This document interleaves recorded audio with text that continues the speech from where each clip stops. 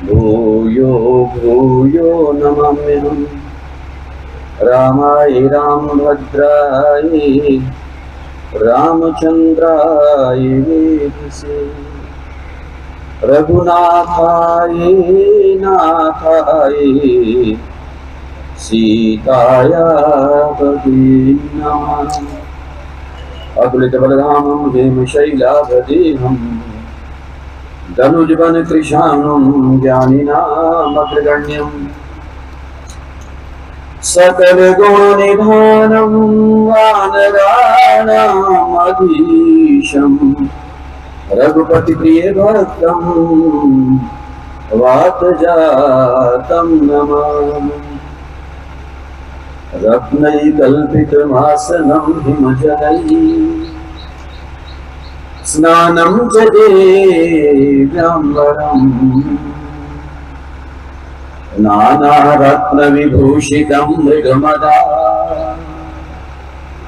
मोदान्तितं चन्दनम् जाति चम्पकबिल्वपत्ररचितं पुष्पं च धूपं तथा दीपं देवदयानिधे पशुपते हृतकल्पितं दीयताम् सौवर्णे नवरत्नखण्डरचिते पात्रे घृतं पायसं भक्ष्यं पञ्चविधं पयोदधियुतं रम्भाफलं पानकम्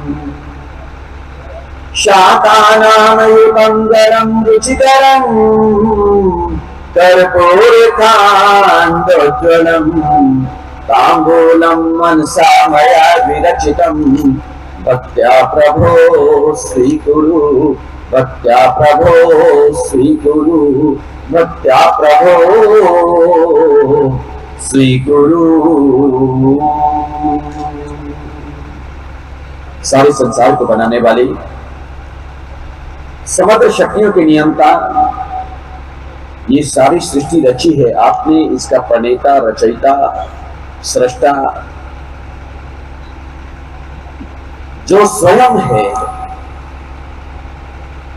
उस सर्वशक्तिमान को, अपने भगवान को मैं बारंबार स्मरण करता हूं, वंदन करता हूं, अभिनंदन करता हूं, नमन करता हूं और उन्हीं के दूत बनकर के उस सर्वशक्तिमान के फरिश्ते, उस परम पिता परमात्मा के स्वरूप कहूं, उन्हीं का रूप कहूं, उनका दूत कहूं, जो धरा पर आए, धरा को धाम बनाया जिन्होंने, और ये आश्रम आपके सामने है जिसके कण कण में विद्यमान है। यहां पर जितने वृक्ष और लताएं दिखाई दे रही हैं, पुष्प दिखाई दे रहे हैं, हर पत्ते पत्ते में जो समाये हैं और मेरे तो रोम रोम में, ऐसे मेरे परम गुरुदेव, मेरे श्री गुरुदेव श्रोत्रिय ब्रह्मनिष्ठ ब्रह्मलीन परिव्राज का आचार्य श्री स्वामी अमरदेव जी महाराज, उन्हीं के शिष्य और मेरे श्री गुरुदेव पूज्य चरण त्याग मूर्ति, तपो मूर्ति, गुरु के प्रति क्या आस्था होती है, गुरु के प्रति क्या समर्पण होता है, इसकी जो मिसाल बने, उदाहरण बने, ऐसे मेरे श्री गुरुदेव पूज्य चरण महामना ब्रह्मलीन श्री स्वामी कृष्णदेव जी महाराज, उनके श्री चरणों का वंदन अभिनंदन करता हूं। आप देख रहे हैं कि इस समय यहाँ पर हमारे परमादरणीय परम श्रद्धेय पूज्य पाद मेरे श्री गुरुदेव के आप सखा रहे, मित्र रहे, और मित्रता का भाव, सखत्व का भाव आपके जीवन में है। आपका संपूर्ण जीवन इस राष्ट्र को समर्पित रहा। इस संस्था के प्रति जो आपकी भावना है वो अद्भुत है। मुझे भी अपना संपूर्ण आशीर्वाद प्रदान करते हैं और अपने 10वें दशक में जो जीवन को जी रहे हैं, जितने लोग आज आप बैठे हो, अपने आप को भाग्यशाली समझो कि ऐसे महापुरुष, ऐसे संत इस आयु में, जिनके यहां पर आपको साक्षात खुली आंखों से दर्शन हो रहे हैं, बड़ी मुश्किल से होते हैं। 1931 और 2031 में अब कितना फर्क रह गया। अब 2023 चल रहा है, 8 साल के बाद 2031 आ जाएगा, तो 2031 में आप 100 साल के हो जाएंगे। 1931 में जिनका जन्म हुआ, 11 मार्च 1931, उस दिन जो धरा पर आए थे, ऐसे हमारे आदरणीय, सम्माननीय, पूजनीय, सुनाम धन्य श्री स्वामी सुधानंद जी महाराज। अब देखो, अब ये लगते हैं 92-93 साल के, अब देखे तो सही आप,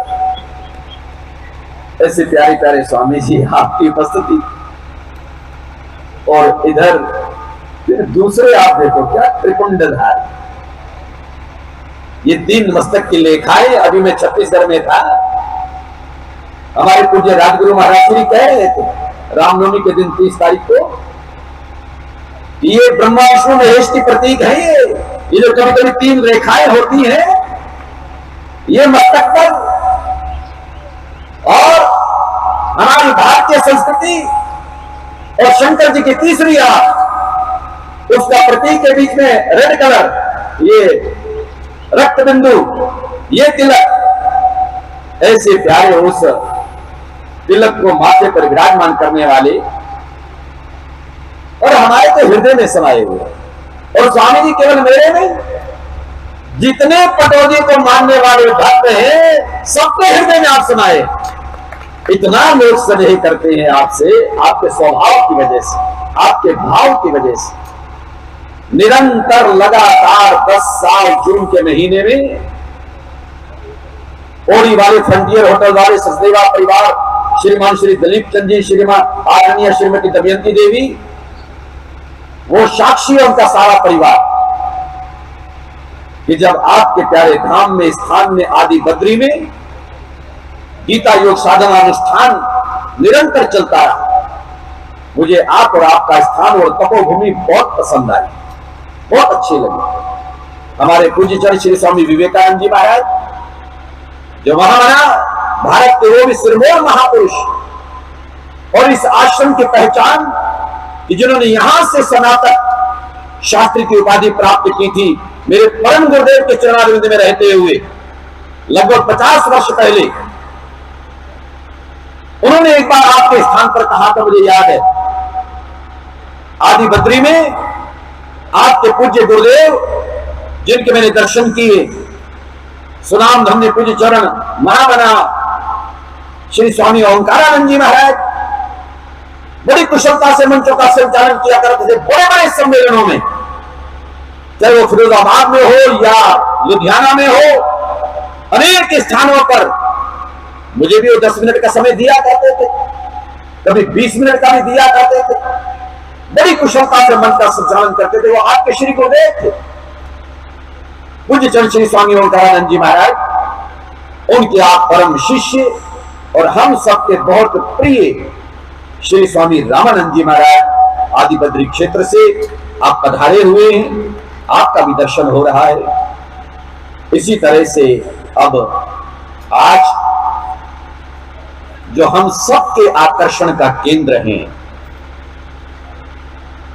आपके मुख्य सूत्रधार हैं, क्योंकि ये भी देखो हमारे अभिषेक जी ने ये सूत की ऐसी डोरी मंगवाई कि अब सूत्र को, सूत की डोरी को धारण करने वाले, सही मानों में सूत्रधार शब्द सार्थक हो गया कि इस सूत्रधार, इस ध्वज की डोरी को धारण करने वाले, इस डोरी को पकड़ करके ध्वज को लहराने फहराने वाले, कुशलता से मंच का संचालन हमारे आदरणीय श्रीमान श्री पीएन मोंगिया जी कर रहे हैं, परमानंद मोंगिया जी, और आपने भी बड़ी गंभीरता से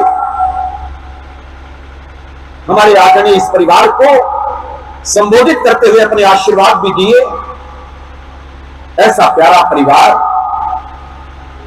शर्मा परिवार, और इस परिवार के अग्रणी वर्तमान में हमारे बीच में पधारे हुए, जिनके हाथों से आज ये ध्वजारोहण का कार्यक्रम संपन्न हुआ। और इस समय आपने अपना जीवन, आपकी जीवन संगनी चंद्रकांता जी बैठी है, या श्रीमान श्री प्रभाष चंद्र जी, आप अपना जीवन भी वृंदावन आश्रम को समर्पित कर चुके हैं, परमहंस आश्रम को। मेरे प्रिय संजीव कपिल जी, उनके आसपास आप वहीं रहते हैं, सेवा करते हैं, और आज ये प्यारा पावन अवसर मिला समग्र पटौदी वासियों को, इस संस्था को, कि आज अपना 103वां वार्षिकोत्सव जो प्रारंभ हो रहा है, और इसकी जो हवन के बाद पहली मुख्य प्रक्रिया होती है ध्वजारोहण की। जैसा कि अभी मैंने प्रारंभ में जब ध्वजारोहण की प्रक्रिया को शुरू करने वाले थे, उस समय में 1 मिनट माइक पर आया था। उस समय जब मैंने कहा था कि सबसे पहले, यानी अब से 103 साल पहले 1920 में, जब मेरे आराध्य, मेरे पूज्य, मेरे परम गुरुदेव, उन्होंने विद्यालय शुरू किया था गांव कोटजाई, जिला डेरा इस्माइल खान, पश्चिमी पंजाब, विभाजित भारत का भूभाग, वहां पर जब विद्यालय प्रारंभ किया था तो सबसे पहला काम उन्होंने जो किया था, उस समय की जानी मानी हस्ती, हिमालय से उतर करके आए मेरे परम गुरुदेव के जो अनुयायी बन चुके थे, उनके दीवाने और परवाने हो गए थे, श्रीमान श्री रोचीराम खट्टर, वो एक बहुत जानी मानी हस्ती थे पश्चिमी पंजाब की। मेरे पूज्य श्री परम गुरुदेव ने उनको आमंत्रित करके, उनको बुला करके, उनके हाथों से वहां पर झंडे की डोर उनको देकर के सबसे पहला झंडा लहराया था 4 अप्रैल 1920 में। वो 4 अप्रैल 1920 संस्था का स्थापना दिवस था, झंडे का स्थापना दिवस था। ये हरिओम का झंडा उस समय गगन में लहराया था। अब से 103 वर्ष पूर्व 1920 में पहली डोरी को पकड़ने वाले, झंडे को लहराने वाले श्रीमान श्री राय बहादुर रोचीराम खट्टर रहे, जिनके परिवार को भी बहुत सारे लोग जानते हैं। इस समय उनकी चौथी पांचवी पीढ़ी चल रही है। उनके बेटे श्रीमान डीबी श्याम खट्टर पूरी श्रद्धाएं रखते रहे। भारत के चुने हुए महापुरुष महात्मा सब आ रहे थे। पहली बार आश्रम हरिमंदिर का 24 पेज का कार्ड छपा था। ये जो कार्ड है 24 पेज का एक किताब बन गई थी। पूरा इतिहास उसके अंदर, आने वाले महापुरुष उसके अंदर, मेरे हरियाणा की पूरी सरकार उसके अंदर आ रही थी, दूसरे प्रदेशों के नेता आ रहे थे, अनेकानेक शंकराचार्य, जगत गुरु, महापुरुष, महामंडलेश्वर सबकी उपस्थिति होने वाली थी। और वो कोविड की वजह से उस तरह से नहीं हो पाया। और वो संकल्प जरूर पूरा हुआ कि एक से एक बेटियों की शादी करनी है, वैसे नहीं तो ऐसे सही। सब लोगों से कहा कि घरों में फेरे कर लो, सामान सब आ चुका है, सुई से लेकर के सोफा सेट, अलमारी, टीवी, फ्रिज, मोटरसाइकिल तक 3 करोड़ का सामान भक्तों ने दिया और सब उनके घर पहुंचाया गया। उन सब की शादियां हुई। वो संकल्प जरूर पूरा हुआ और वो रौनक उस तरह से नहीं हो पाई। मैं अब कहना क्या चाहता था वो ये कि शताब्दी का वो समय आया। 2019 में मेरे मन में ये भी आया कि जहां 101 बेटियों की शादी होने वाली है, विद्यालय, महाविद्यालय, मेरे आराध्य, मेरे गुरुजनों की प्यारी संस्था अपने 100 साल पूरे कर रही है, तो इस शताब्दी के अवसर पर 100 फुट की ऊंचाई पर यह झंडा लहराए। ये मेरे मन में आया था 2019 में कि 100 फुट ऊंचा होना चाहिए। मेरे आराध्य, मेरे पूज्य गुरुदेव के द्वारा प्रथम लहराया गया ये हरिओम का झंडा, ये अंतरिक्ष में लहराए और ये 30 फुट लंबा, 20 फुट चौड़ा, इतना बड़ा ध्वज मेरे आराध्य, मेरे पूज्य गुरुजनों की गौरव गाथा को गाता है। यह उनकी गौरव गाथा ये उनकी कीर्ति जिसको हवा के झोंकों के साथ दिग दिगंत में पहुंचाता है, ये प्यारा हरिओम का झंडा। लेकिन उसके साथ गंभीरता पर आते जो बात अब करना चाहता था, इस परिवार को साधुवाद देते हुए श्रीमान श्री प्रभाष चंद्र जी चंद्रकांता और इन्हीं के प्यारे प्यारे हमारे अनुज, इनके अनुज श्रीमान श्री परमानंद जी, वो भी आए हुए हैं। बहुत स्नेहित भाव रखने वाले, बड़ी भावना रखने वाले। मुझे बताया गया कि श्री परमानंद जी, हमारा ज्यादा मिलना नहीं होता, हमारे प्रभाष जी तो मुझे रोज मिलते हैं वृंदावन में जब जाता हूं। परमानंद जी के बारे में मैं सुनता रहा, ये परमानंद जी वीणा जी, ये प्यारी जोड़ी, इनकी भी श्रद्धा और आस्था कमाल की है, कमाल की, अद्भुत भावना रख।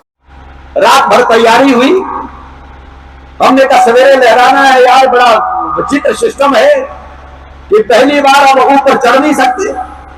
पहले वाले को जो 20-25 फुट का था, लड़का ऊपर भी चढ़ जाता था, डोरी उसके अंदर डल के वापिस आ जाती थी। अब ना तो डोरी जाके डाल सकते हैं, ना और कोई ऐसी व्यवस्था हो सकती है।